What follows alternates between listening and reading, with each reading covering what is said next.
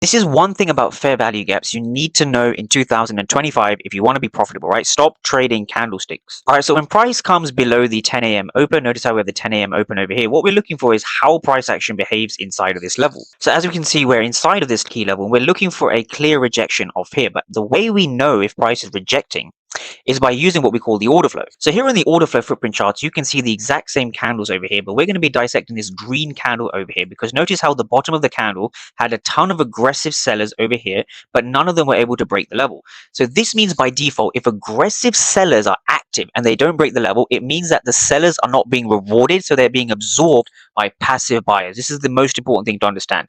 The other thing you want to understand is that we had a huge buyer prop up after all of the aggressive selling. So if the aggressive sellers fail, but the aggressive buyers are able to move price higher, guess what? The fair value gap is strong and it's going to hold, right? So if we just go over here and kind of zoom out, we also see the same thing over here where we had so many aggressive sellers. Notice here and notice here. We had the aggressive sellers, but this fair value gap was checked off as strong from this area.